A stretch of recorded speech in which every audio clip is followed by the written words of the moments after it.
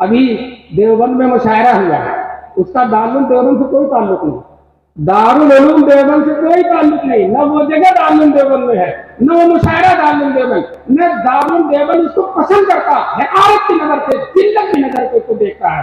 لیکن کچھ دوستوں نے ماشاءاللہ 150 سال کا بخار نکالا،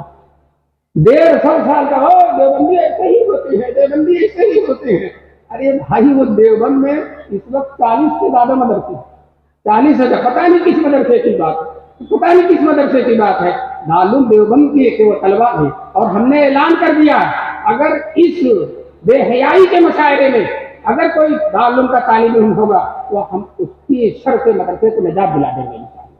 اور ہم اس کو مدرسے میں نہیں رہنے دیں گے، ہمارا اس سے کوئی تعلق نہیں۔ لیکن یار لوگوں نے مان نہ مان میں تیرا نہیں، کس کے سر موڑ دیا، دارالعلوم کے سر موڑ دیا۔ دوستو شریعت پہ چلنے والے ہیں، جب ہم تصوف کو شریعت سے آزاد نہیں کرتے تو شریعت کے خلاف کسی چیز کو کس طرح گوارا کر سکتے ہیں؟ تم نے ہمیں سمجھا نہیں ہے، ہمارے مزاج ہی تو نہیں سمجھا، ہمارے اکابر کی تم نے تاریخ افکار کی جو کتابیں نہیں پڑھی ہیں۔ ہم اخلاص کے ساتھ درخواست دیتے ہیں اور آپ سے گزارش کرتے ہیں کہ ذرا علماء دیوبند کو پڑھ کر دیکھو، دیوبند کو سمجھ کر دیکھو، کچھ دن دیوبند جا کر آؤ۔